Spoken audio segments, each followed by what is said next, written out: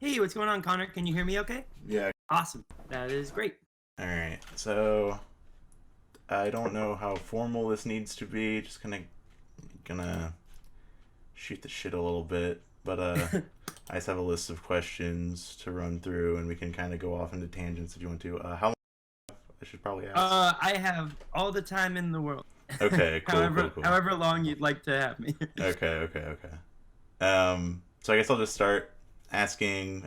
Just like give me an introduction, like name, title, like what do you do? Yeah, Yeah. totally. My name is Adam Demirjian. I am a musician and I do freelance audio work, recording and live production. Hmm. I've been in multiple bands. Most recently, I sing and play guitar and am the songwriter in Me and Capris. And formerly, I was a multi instrumentalist and songwriter in the band Brave Little Abacus. Okay. So right now you're doing me and Capri's. How did you get to where you are today? Like, give me a bit of like a history, maybe. Yeah, absolutely. I grew up playing music pretty informally. My family are all musicians, and so I started playing piano at a young age, percussion. It all kind of changed up when I was about 9 or 10. Started playing guitar, picked it up really quick.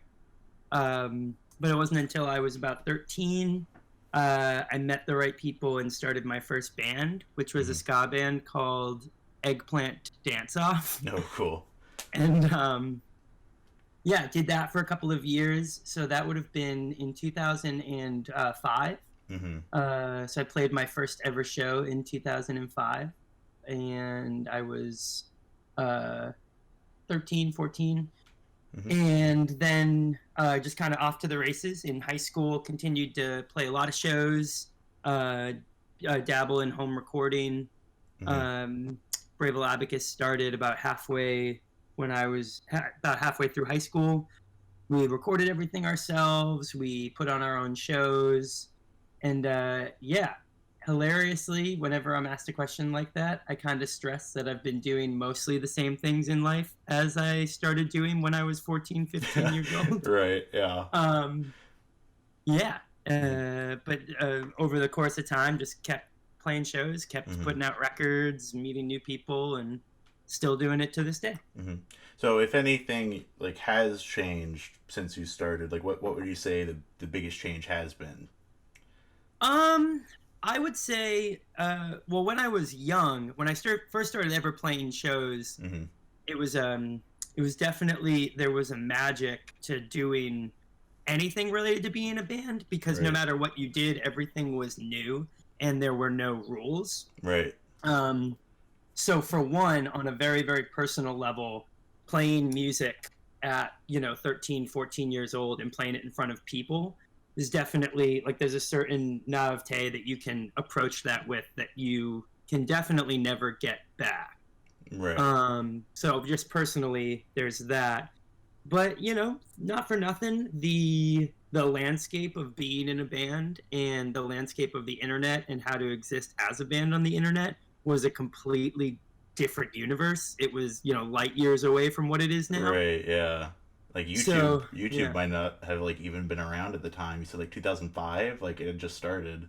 So. YouTube was not a good resource for anything at Uh, that time. It was like, yeah, my experience with YouTube at that juncture mm, would have been like watching like the equivalent of like America's Funniest Home Videos, like someone falling right. down a hill. Yeah. Right. Because that's what I remember YouTube being like too. It didn't really take off as a form of like a legitimate way to like spread, even like specifically like mainstream media until like around like 2012 even. That was when it like really blew up and I noticed that like everyone was using it. Absolutely, absolutely, Yeah. and yeah, and by 2012, I mean, Brave Little Abacus had broken up, and I Right. was in college, Uh-huh. and at that point, YouTube for me is like, um, it really just is like a mode of like maybe posting a song off of it onto like on my Facebook wall or Right. something. You know what I mean? Like, Yeah. so even 2012 to right now is Hmm. totally different. Yeah. But yeah, I mean, there's so many things different over the course of a 15 year career Yeah. in being an independent musician. I mean, and Hmm. there's so many different things but Yeah. Yeah. definitely very different. Okay, so musically, lyrically, like, what are your biggest inspirations? You'd say. Um, well, I listen to I listen to a lot of the same music for really, really long periods of time. So there's certain Hmm. things that have influenced me forever that just have never gone away. Hmm. I would say one of the biggest sources of musical and lyrical inspiration in my entire career has been Jeff Rosenstock. Oh, he's my favorite artist. So, Oh yeah, yeah, yeah, yeah, yeah, oh, that's awesome. yeah. Yeah, a massive influence as a musician, an arranger, a Hmm. composer, a lyricist, a Hmm. person, Yeah. an activist.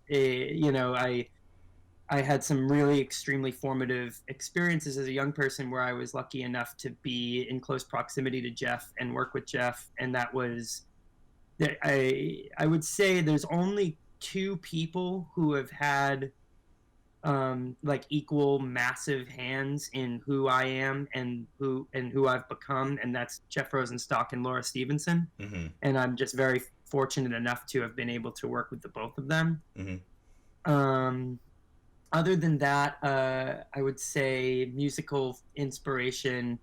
My favorite band of all time is The Replacements. Hmm. They Might Be Giants.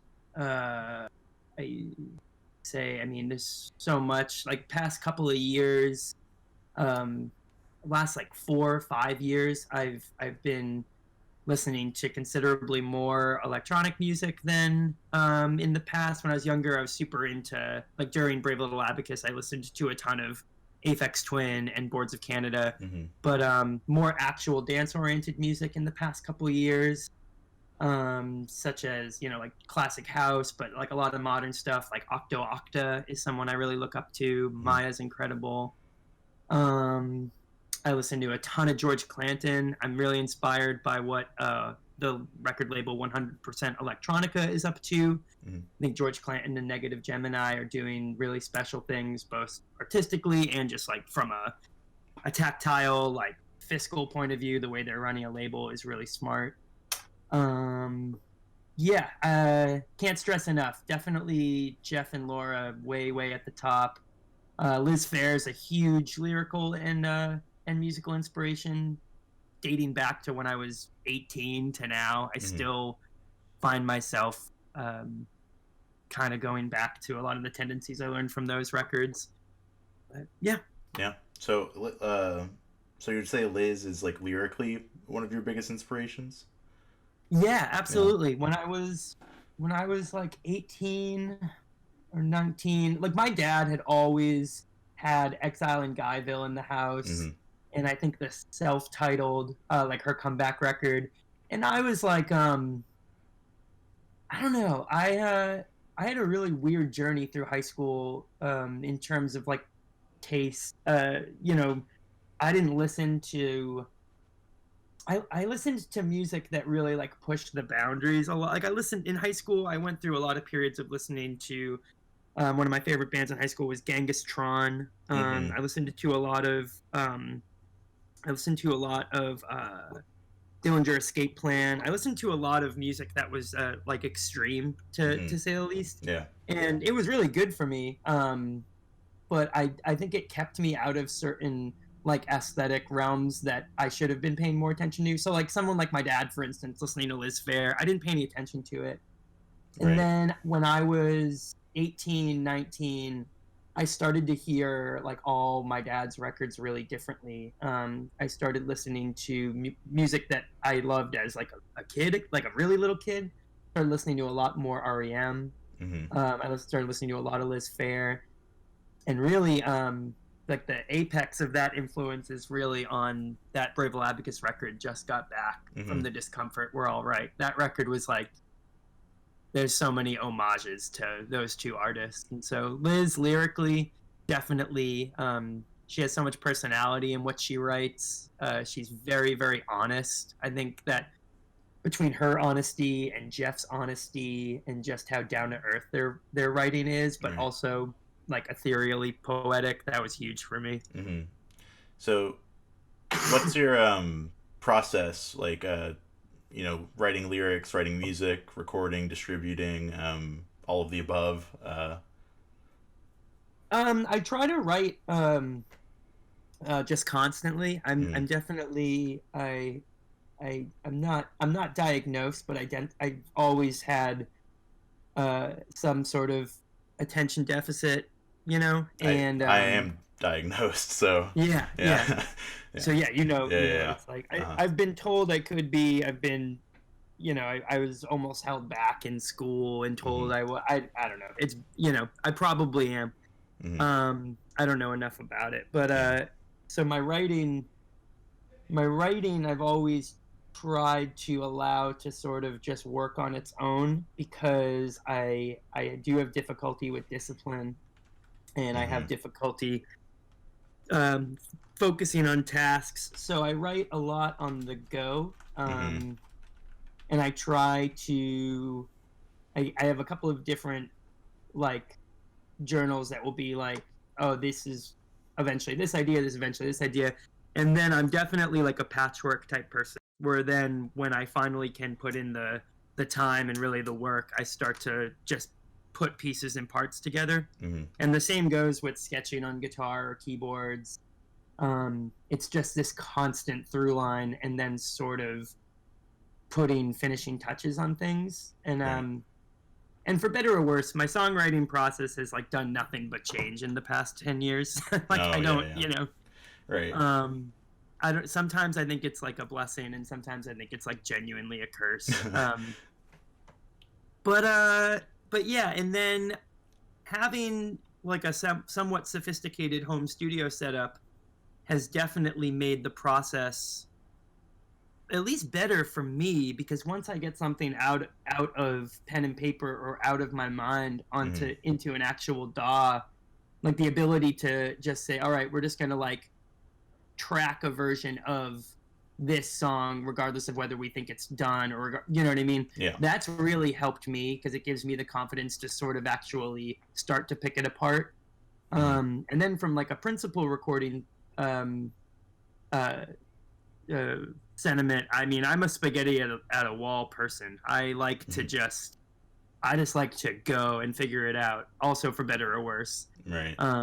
So it's very, I mean, anyone who's ever listened to a record I've made probably knows that I have my moments of okay production and some moments of awful production. But I can say one thing, I definitely had fun and did it my own way. Yeah. So you've done all of your projects in a home studio?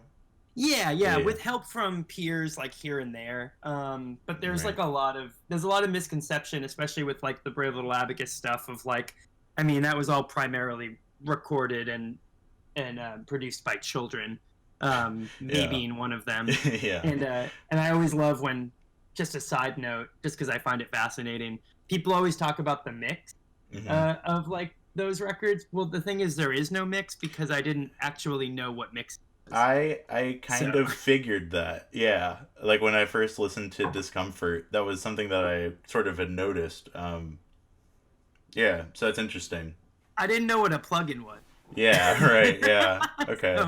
Also important to note, though, I think it's kind of fascinating. Part of that is going back to what we were saying before, was the YouTube thing. Yeah. Because now, if you get into recording, tutorials and everything, or oh my goodness, you can watch 5 videos and you could get yourself a Grammy. You know everything. Yeah. I just was like, this has to be quieter so it's not distorted. Yeah, that's all you knew. That's so funny.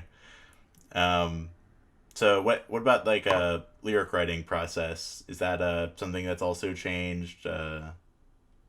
Yeah, I used to my lyric writing process when I was in the Brave Little Abacus was I'd have like a set of chords. Mm-hmm. I'd have like a set of chords and very very rhythmic, like a bit like a riff, usually in some sort of like odd meter or something.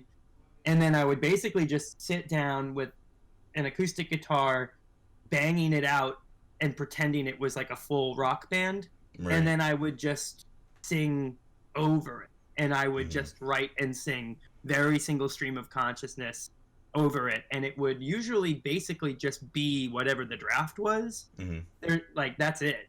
There was a couple of examples in that band of songs that um, lyrics came first for, and that doesn't happen until that last EP.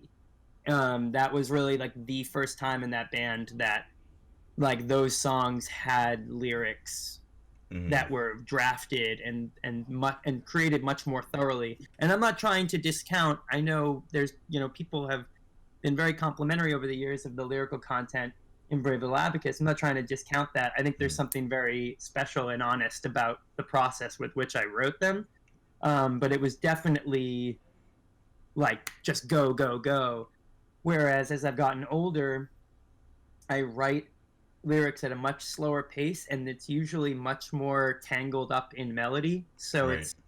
it's much more like I mean I write choruses now. I don't think that there's a single chorus in a Brave Little Abacus song. So Yeah. I mean the No. Yeah. lyrical process is just totally different.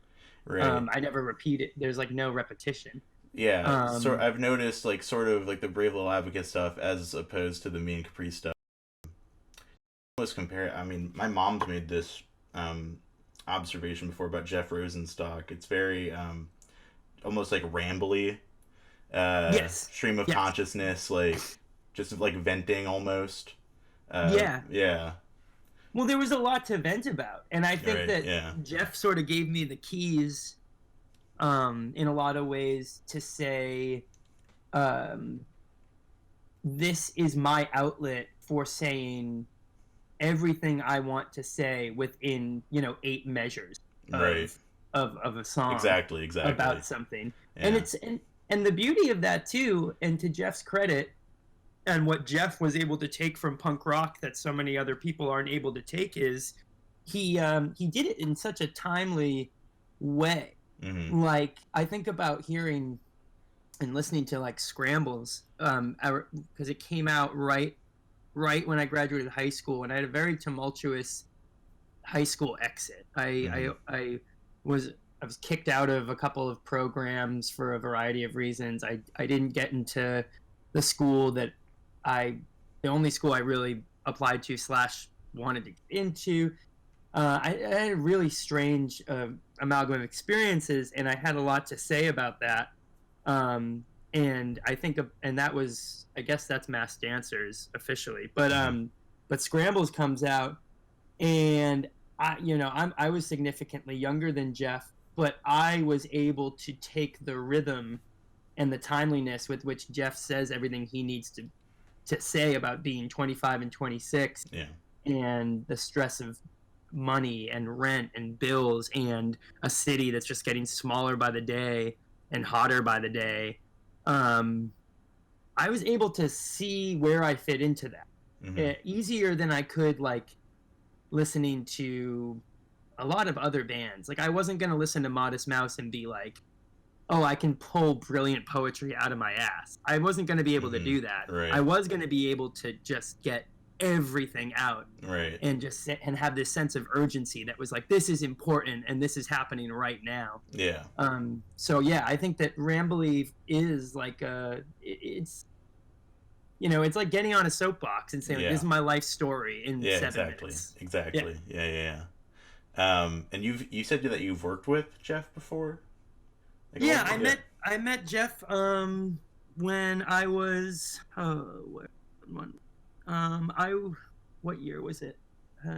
I don't know. I was a junior and senior in high school. So right when Brave Little Abacus started, I was also playing in a really cool ska punk band called Interrobang. Mm-hmm. That there's like a really rich history there of like there was a lot of different members in and out of that band, all of whom have started more bands. Had I not met them, Me and Capris wouldn't have happened. Brave Abacus definitely wouldn't have happened, but that's a story for probably another time. Anywho, they Interrobang were a band that were sort of the go-to Boston, Massachusetts, bomb the music industry like local opener. And so the first times I ever saw Bomb the Music Industry were because of them. And so I was playing bass with them, and Bomb booked a Scrambles release show in Boston at a place called Bill's Bar, and the lineup was crazy. So Interrobang was the local opener. AJJ Chambonet played solo. Laura Stevenson played her first full band show. She had just put out the digital-only version of a record, the first record. The Brass played, which was, I don't know if you know that quote-unquote band, but that was Jason from On the Might of Princes with Mike Campbell from Laura Stevenson and Latterman. And then Bomb played Scrambles front to back. And that night, Steve Foote, the bassist of Big D and the Kids Table, and Jeff came to basically a decision that they were going to co-produce Interrobang's next album, which was a full length that would be entitled For John. And I met Jeff that night, and I, in Jeff's eyes, was just the bassist of this band that he was going to make a record with. And I was very, very excited. I was so excited. For obvious reasons. We made the record, and it was a little bit of a tumultuous experience. The record probably wasn't ready to be made. We were all very, very young. But I got on with Jeff very well because after I tracked bass, I kept coming back to do keyboards and guitars and vocals. And I think Jeff was sort of thankful that I was able to kind of pump some creative juice into this record that was having difficulty getting done, like, at the time. Right. And then I gave him in the middle of recording that record. I had just Brave Abacus put out Mass Dancers, and so on one of my last sessions, and I'd become friends with him at this point. I mean, I was a kid, he was, he was my hero, and we're making this record, and he's giving me beer, and I'm 17, 18, we're at class, and but yeah, to wrap up, sorry, this is going really long. I give him Mass Dancers, and then he says, do you book shows? And I said, yeah. And I booked a show in New Hampshire for Laura Stevenson at the time, and the Cans that he was in, and they stayed at my parents' house, and we've been friends ever since. That's kind of that relationship. And then I later played with Laura. Later, Jeff put a BLA record out on Quote Unquote. So the list goes on and on. Right. Cool. So in terms of like distributing over the years, how has that changed specifically? How has your process for distributing your music changed from when you started to now? I've never been good at it. Yeah. When I was a kid, I just took all my cues from bands that I really liked. You'd watch like the Fugazi movie Instrument. That was like me and my friend's thing. And it was like, we'll just make our own label. And you're like, probably not going to be able to do that because you're not going to have the capital. Something I don't think anyone really knows was like, we all pooled a bunch of money together to press like 1,500 CD copies of Mass Dancers in 2009 or 8 or whatever. And like, we should have never done that. We had no idea what the fuck we were doing. Yeah. And then, didn't distribute, just got back at all. Bandcamp had just started, put it up on that. Thank God for Bandcamp. I don't know what anyone would do without it. Yeah. And then Ukume, some friends put out on a 7-inch, but you sell out of that fast and you can't like maintain it. And then I was way behind on the Spotify thing. I didn't get Spotify until like 2016 or something, because I just didn't really like. I didn't like it. I didn't really know what the point was. I was confused. I was just like rocking an iPod, Yeah. And then it kind of finally caved, and then here I am now, still in a band, and I feel like a constant conversation is how do we interject ourselves into these systems that we don't really understand and we're not particularly good at working, and how do we do it in an interesting way? Because what I see right now in the landscape of at least indie rock is it's the people involved with indie rock music who have money and don't play music have started labels, and the people who play music and don't have money sell their masters to the people who don't play music and have the money. Right. I mean, we just watched that entire shit show go down last year with between Adult Mom and Tiny Engines. Mm-hmm. I don't know if you followed any of that. No, I didn't. It was just it's a in my opinion it's sort of just uh, tantamount to sort of what we're talking about. But yeah, as of right now, I think it's just carving out your own way of doing things. I mean, for me, I like playing shows a lot. Me and Capris plays so many shows, and I really cherish those experiences.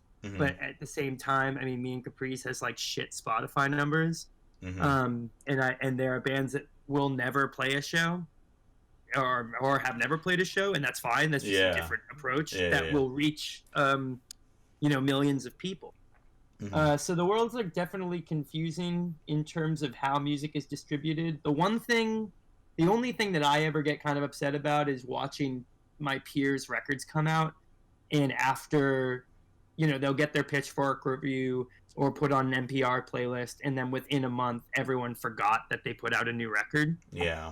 The market's just so saturated and moves so quickly that gets kind of demoralizing. But it's got to change sometime. I mean, it's not particularly bad that we're not paying $28 a CD anymore.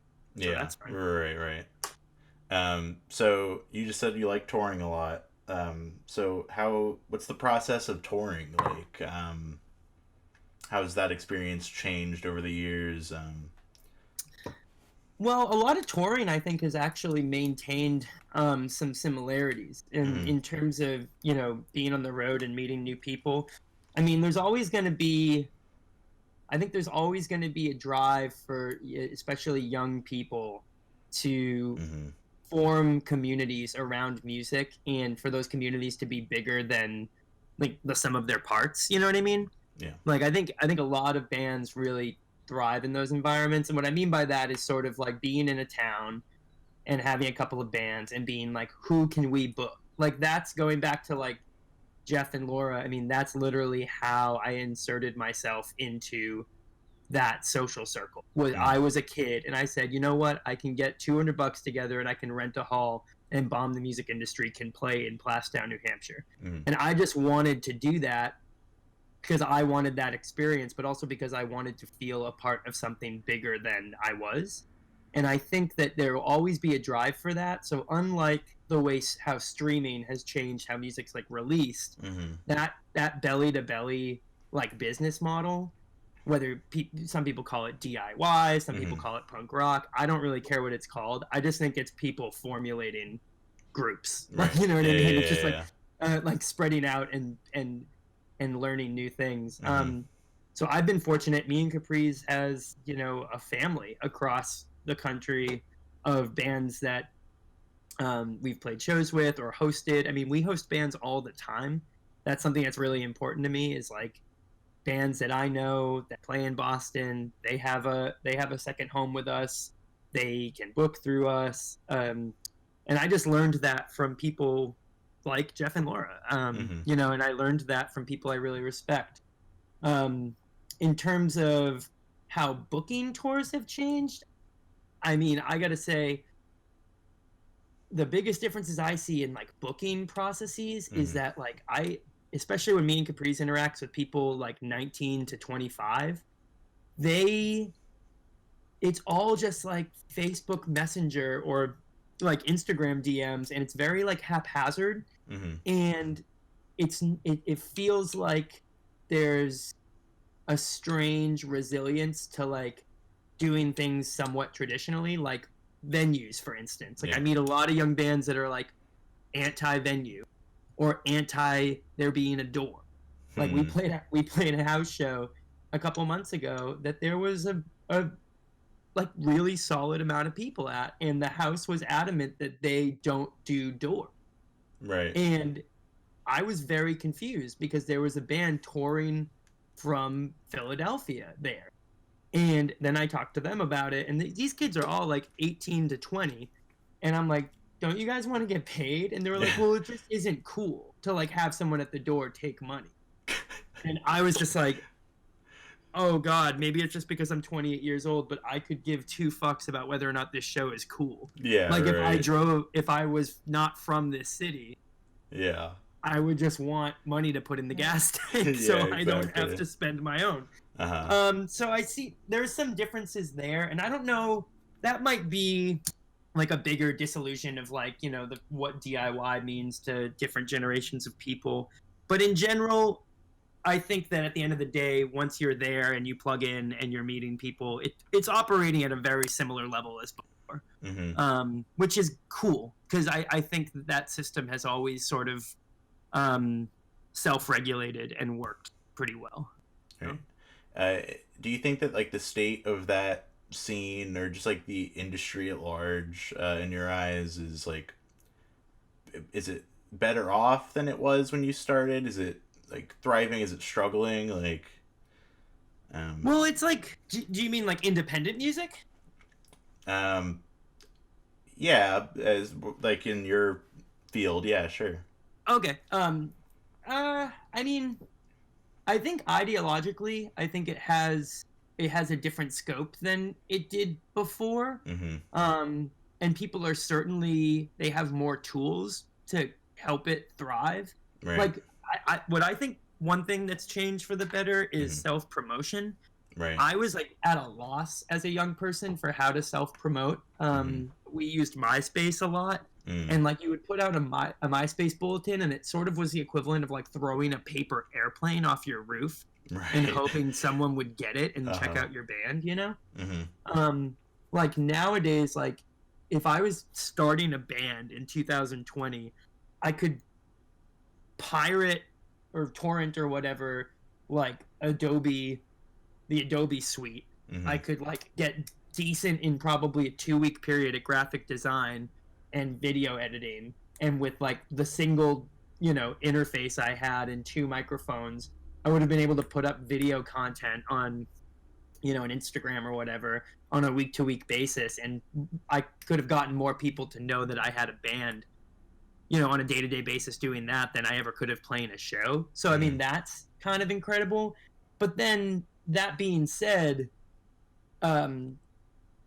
you wonder what that ends up doing to like the integrity of the thing, you know? And Right. so I think like the focus has shifted. So I think it's great that self-promotion's at an all-time high of ease of operation for bands. Yeah. But that also then puts into question, when you're scrolling up and down Instagram or Twitter, what the fuck are these indie bands doing other than self-promoting? Yeah. Like right. that's basically all we're doing all the time, myself included. You know, if me and Capris has a funny tweet, or if I am spending time, and some people describe it as maintaining relevance. I hear a lot of people say that, like they want to maintain relevance. Yeah. That could be a way to describe it. I just think it's everyone wanting to be heard. I just imagine it being 100 people in a room all talking, and you know, there's each band represented by individuals, and the individuals all just like raising their hand and talking constantly. Right. Yeah. But yeah, I'm not even saying that to say that it's bad. It's just a totally new phenomenon, because that's not how it was right. between 6 and 10 years ago. Okay. Interesting. So like in retrospect, like up until this point, what might you have done like differently in the past? You know, as opposed to where you are now, like what are your biggest regrets? And like you said earlier, you're talking about when you did Mass Dancers and you did like the CD release, and that was a whole mess, like stuff like that.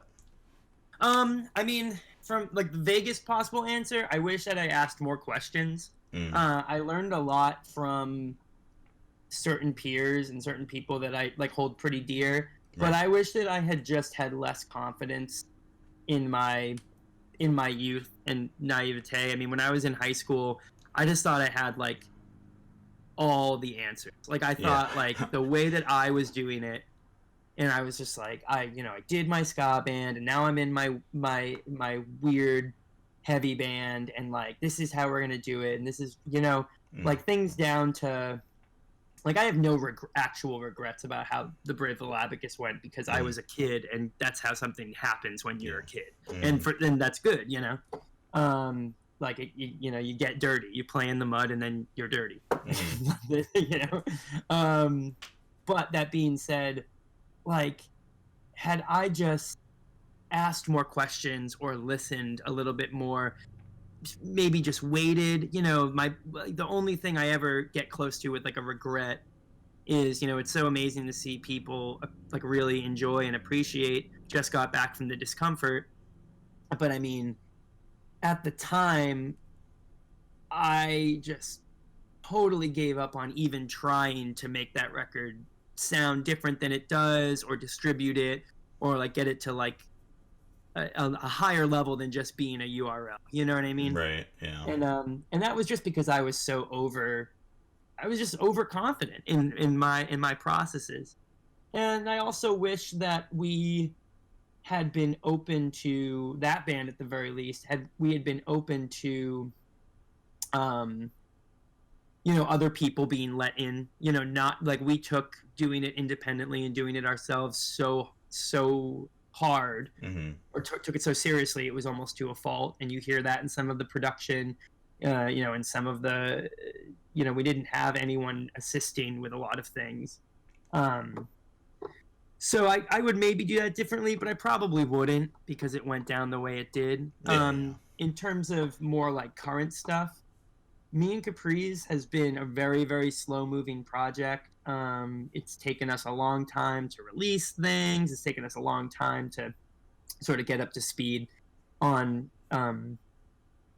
just how we function as a group in general. Mm-hmm. I don't have any regrets about it, because I'm really proud of where we are. But you know, I probably wish that I had saved more money earlier in my 20s, so then when I wanted to go more full time with studio and music stuff, I had a little bit more of an opportunity, you know, Mm-hmm. Yeah. and a little bit more time. And I mean, now we've got nothing but time, so all I'm really doing is music in my Uh-huh. room. But Right. uh, yeah, I mean, I don't know if those are the best answers, but I hope that's Yeah. something. So going forward, like with me and Capri's, you have any like specific plans? Yeah, we have we basically have the next 3 years plotted out of like release schedules. Oh wow, cool. We're gonna be pretty independent in the way, I can't talk about it too much, but we're gonna be pretty independent in the way that we operate. That is like a pretty serious conclusion we've come to. We like are not looking to sign with any independent labels or anything.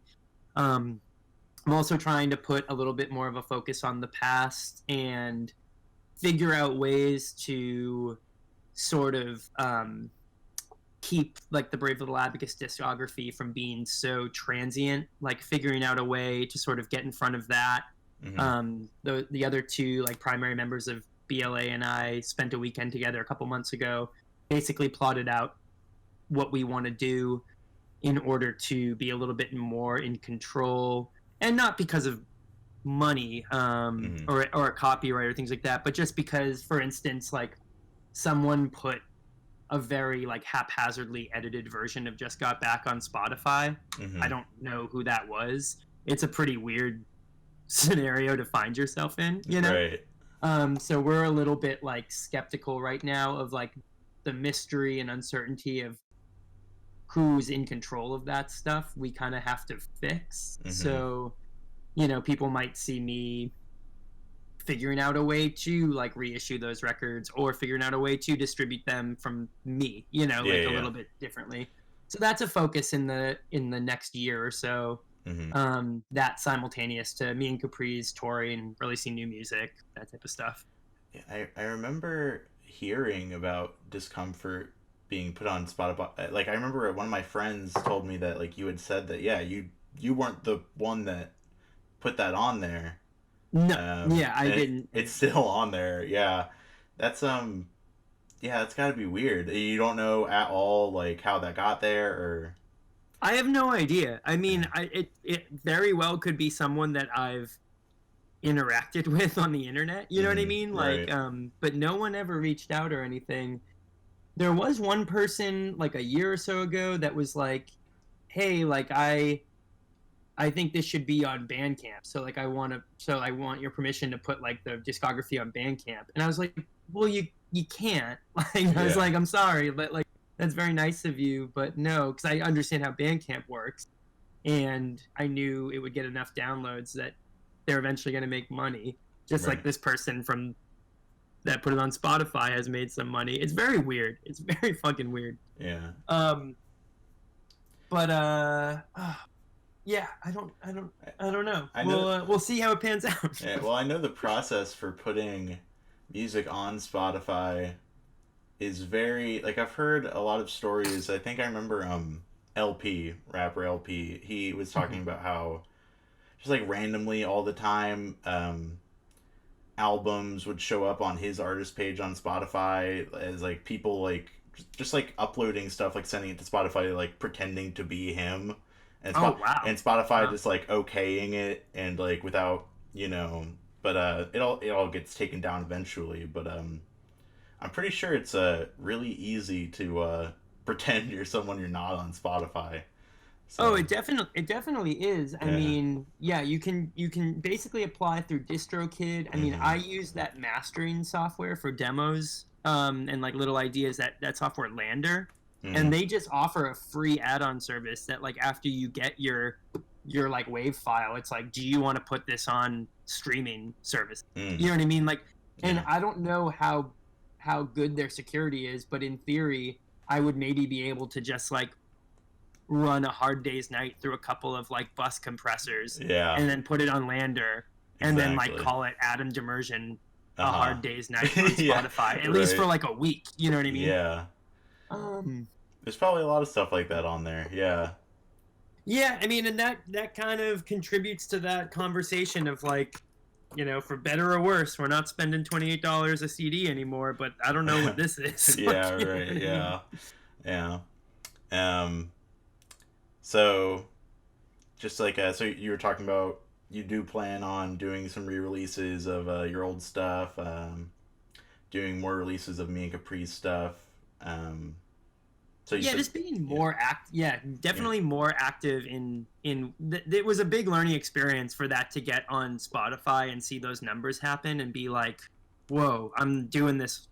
A, like this is all wrong, but B, I'm also just like not engaging enough publicly, you know? Yeah. Yeah.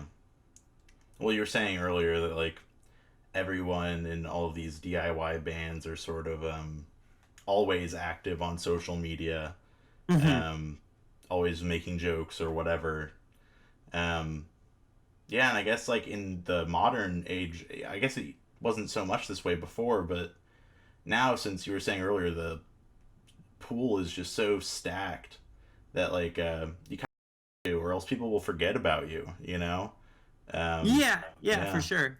Yeah, and I yeah. think a lot of people do get forgotten about. Yeah, yeah, yeah. Well, you were So saying earlier, yeah. like a band will release an album that's pretty hot for like a week, and that's it. You Yeah, know? I mean, whenever I get into really big conversations about that idea with friends of mine, the record I always come back to is "Be the Cowboy" by Mm, Mitski. yeah. And I'm a fan of the record, but Mm, also just be outside being a fan of the record. The press on it and the rollout for it and what it was like built up to be, it was going to be like career and genre defining, mm-hmm. and I was on tour when it came out and I was blown away by it, and then it felt like it was maybe 2 weeks later that it didn't matter that Be the Cowboy come out. Yeah. And I Right. work in a record store now, so and I have for about a year, Mm-hmm. so I'm seeing that side of it too, and Right. watching the attention and sale drop off on that record was mind-boggling. It was Really. like, yeah, and being like, okay, so it actually has nothing to do with the art in and of itself. Mm-hmm. There is no way to make a new record maintain. Right. Like, there's no way to give a record like a year. You know what I mean? Yeah. I think about that latest Charlie Bliss record. I think it was last year, like, or the Hmm. year before. Like I liked that record a lot. That record came and went. Like Yeah. it was just like people talked about it, then it was gone. Like Hmm. that. Yeah. I And remember that's that just, happening too. I mean, even when I was in, I'm sorry, this is like a tangent, but I'll just say, even when I was in like early in college and the first like St. Vincent records were coming out, those records were like important, and their like press cycles would be like 10 fucking months. Yeah. Like it was crazy different. You know what Hmm. I Yeah. mean? Yeah. Like, Yeah. um, so I don't know. Yeah, that's a fact. I continue to study that and try to figure out what that's all about, and if it's like also the same as like the news cycle getting shorter and people's attention spans getting shorter. I don't know, but Hmm. it's fascinating to me. So you just mentioned that you're working in a record store right now. Yes. Yeah. Yeah. So what's that been like? It's pretty cool. I work at like a it's kind of more like a pop culture store, so it's like Mm. comics, records. I'm much more directly involved with comic sales there. I run the like comic subscription program. Mm. But I am like a part of the management staff, so I still oversee like the store at large. Working in a record store is interesting. I mean, it definitely is a massive slap in the face of like or a more like splash of water on your face that like physical media is in as bad of a rut as anybody tells you. You know what I mean? Mm-hmm. Like new music comes out every Friday, and it's like, I mean, I think the most copies of a single record I've sold to people there was like the newest Harry Styles record. I think we sold 18 copies that Friday. Wow. Other than that, the new Tool record was like big because their fan base is like a cult in and of itself. Yeah. But yeah, physical media is not in vogue. Right. Well, at least like I'd say brick and mortar stores aren't in vogue as much. Absolutely, Right. absolutely, Yeah. yeah. Yeah. Yeah. Because I do believe that like well, as far as like physical media goes, records like vinyl are actually doing better than like CDs, sort of like right now. Oh, they Um, absolutely are. Oh yeah, yeah, without yeah, a doubt. yeah. Yeah, yeah. And that's sort of unprecedented as of like 15 years ago. But yeah, other mediums. I can't really say that like people are.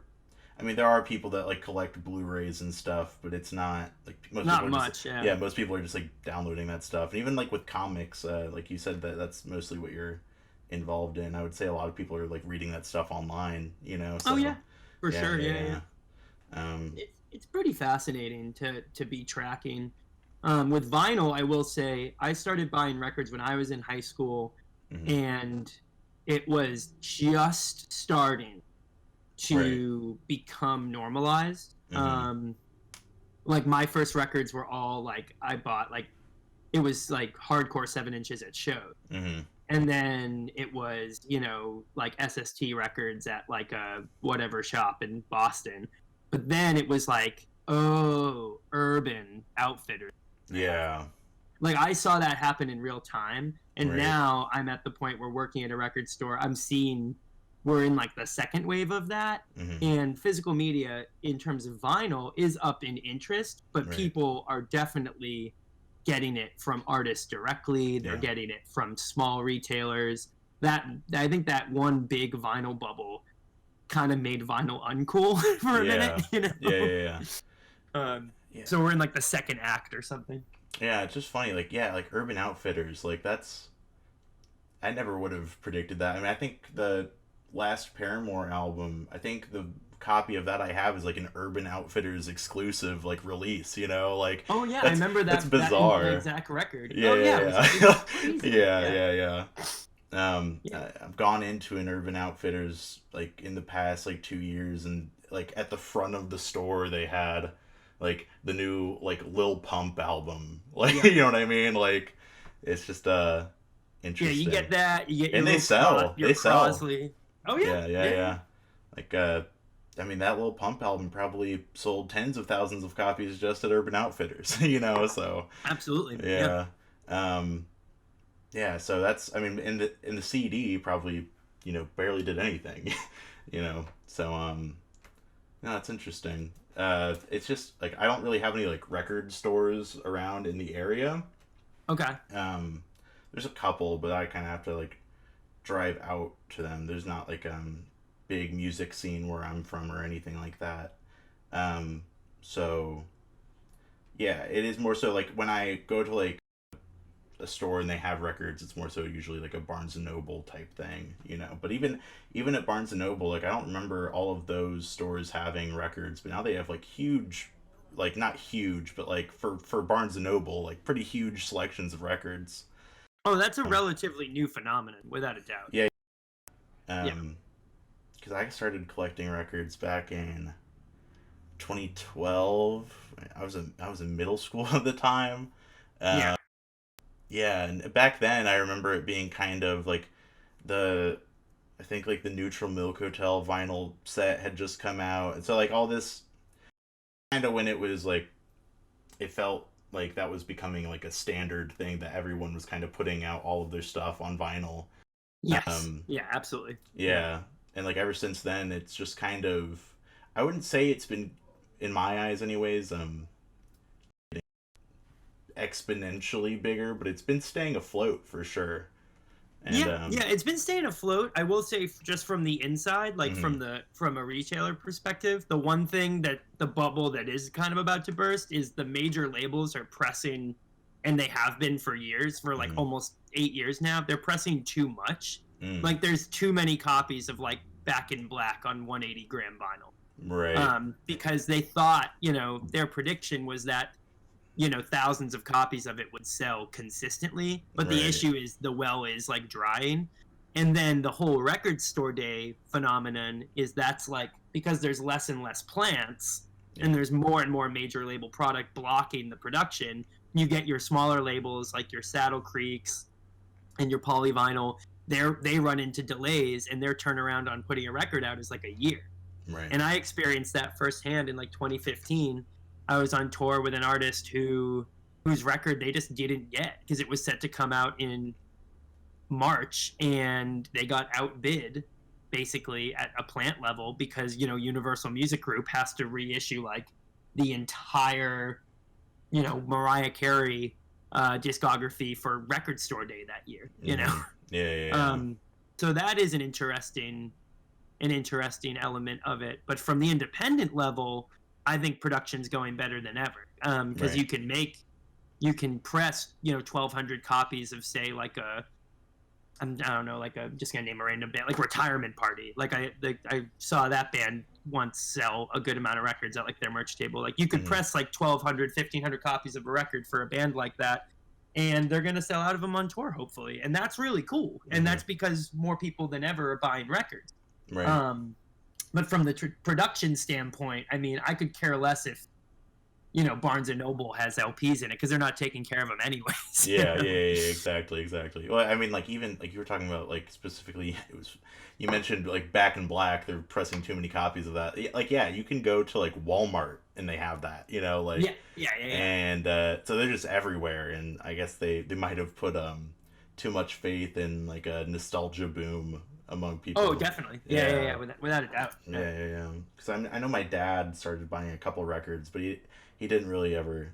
I think that's the thing with most people. They buy like a couple, Yeah, and then they're and like, "Oh, this is a little bit. then This is they fine." then they remember like, oh, I have a computer now. Yeah, Like, yeah, yeah, yeah, yeah. It's kind of just like a novelty thing almost for a lot of people, and the yeah. novelty wears thin pretty fast. I love buying vinyl. Yeah, I do too. I Yeah. it's changed for me over the years. Like Mm-hmm. I primarily at this point I don't buy a lot of vinyl, and I Mm-hmm. haven't for a few years now. But Mm-hmm. I primarily use it for two things. One, I love buying records by artists who are um, I don't want to say like up and coming, but like I like buying records by artists that are like they're working towards something. You know what I mean? Like it Yeah. means something to me to buy a record at a show. Yeah. Or Yeah. like when I see like someone, be like my music's being pressed on vinyl for the first time and it's like a smaller pressing and stuff like that. I like doing that. I really like supporting that. And then B, I like digging for records and discovering music via it. I very rarely buy a record of something that I know I like. Right. Okay. Interesting. Because I either probably already own it, or I maybe don't even need to own it on wax, because I like one of my favorite bands ever, Deftones. Like Hmm. I don't even think I'd listen to that band on vinyl. You know what I mean? Like I Right. just like I'd rather be walking around outside, with like massive headphones on, Yeah. Right. Right. Right. listening to Yeah. Deftones. But so yeah, I really like used record stores, and I like looking for music that is going to be like, I buy like a lot of jazz records, a Hmm. lot of house and dance records, like stuff that is like particularly probably never going to be on Spotify. Right. Like Yeah. stuff that like the sands of time have just buried. Yeah. Um, but yeah, but no, I love the medium, and Hmm. I'm very excited for stuff that's in the works for personally for me and Capris, and vinyl plans. I mean, I haven't put out a record on wax since 2012, so I'm very Hmm. excited. Right. Yeah. That's cool. I know it's just with vinyl, it's interesting because I keep seeing, like I mentioned earlier, the Paramore like Urban Outfitters. There's like a colored vinyl. Like that's a big thing right now. Is the hobby of it, not so much the just like, oh, I want this so I can listen to it. It's entirely for most people a just a hobby, kind of like I wouldn't say it's like a novelty thing, but like it's almost like a social thing for a lot of people. Yeah, I Uh, know. I know a lot of people who get really into the limited press yeah. collections. Getting all the colors, or like getting their Discog stuff up. Hmm. I respect it. It never that never clicked for me. But I also like, I collect comics Hmm. and like Yeah. and other dumb shit. It just Hmm. never happened in music for me. Right. Um, so I throw no shade on that. I just, that records never represented that to me. I always found it interesting. Like I have like a bunch of different like bomb first presses, Hmm. and I just because I got them, what I mean, when they Right. were like, that was just like what they were. Hmm. And then over the years, I would buy them like when I saw them, like when if I was on tour or something, and I just give them away to people. Um, Hmm. to be, I remember like I had like 3 copies of Goodbye Cool World at one point. There was Hmm. all like different splatters and stuff. I was just like giving them away as gifts. And Right. then like, but I think the reality of, most people, or a lot of people who buy records, are gonna like hoard that shit and then take pictures of like Goodbye Cool World, like 5 different splatters, and that just like was never for me. Like I just need one of them. Yeah. Right. But I Yeah. don't I don't look down on it though, at all. Yeah. No, that's Oh. the same way I am with like all of my. Because I think I don't have all of the Bomb albums, but yeah, like there's like a ton of pressings of those, like of all sorts of different, colors and everything. I just Yeah. have one of them, but Yeah.